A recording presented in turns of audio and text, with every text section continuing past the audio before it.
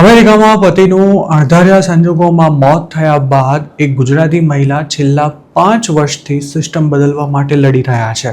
North કેરોલાઇનામાં રહેતા શીતલ પટેલ નામના મહિલાના પતિ હેનરી પટેલનું જુલાઈ 2020માં મોત થઈ ગયું હતું.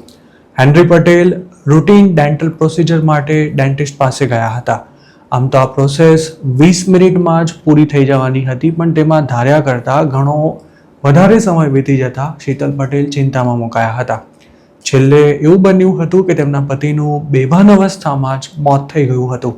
શીતલ પટેલનો દાવો છે કે તેમના પતિ હેનરીએ જનરલ એનેસ્થેશિયા કે પછી ડીપ સેડેશન માટે સાઇન ન કર્યું હોવા છતાં પણ તેમને તેનો ડોઝ આપી દેવાયો હતો, જેથી તેઓ ક્યારેય ભાનમાં આવી જ નહોતા શક્યા. શીતલ પટેલનું કહેવું છે કે ઓવર સેડેશનને કારણે હેનરીનું મોત થઈ ગયું હતું. જેવું પોતાની સાથે થયું તેવું કોઈ બીજાની સાથે ન થાય તે માટે હવે શીતલ પટેલ પતિની યાદગીરીમાં તેમના જ નામે એક નવો નિયમ બનાવવા માટે લડી રહ્યા છે. તેના માટે 2023માં હેનરીઝ લો બિલ પણ ફાઇલ કરવામાં આવ્યું હતું, જેમાં એવી માંગ કરવામાં આવી હતી કે ડેન્ટિસ્ટને ત્યાં કોઈ પેશન્ટને જનરલ એનેસ્થેશિયા કે પછી બીજા કોઈ પ્રકારનું સેડેશન અપાય ત્યારે ત્યાં એનેસ્થેશિયોલોજિસ્ટ અથવા સર્ટિફાઈડ રજિસ્ટર્ડ નર્સ એનેસ્થેટિસ્ટ હાજર હોવા જોઈએ. જોકે આ અંગે નિયમ બનાવવાની માંગ સાથે જે બિલ રજૂ કરવામાં આવ્યું હતું તે ક્યારે પણ આગળ નહોતું વધી શક્યું, જેથી શીતલ પટેલના પ્રયાસો હજુ સુધી સફળ નથી થઈ શક્યા. તેમનું કહેવું છે કે સ્ટેટનું ડેન્ટલ બોર્ડ એટલું બધું પહોંચેલું છે કે આ બિલને આગળ વધારવામાં એક પછી એક નવી મુશ્કેલીઓ આવી રહી છે. જોકે હવે શીતલ પટેલ એવા પ્રયાસો કરી રહ્યા છે કે જો ડેન્ટલ બોર્ડ નિયમમાં ફેરફાર કરવા તૈયાર ન હોય તો લેજિસ્લેટિવ બોડી દ્વારા આ અંગે કાયદો બનાવવામાં આવે.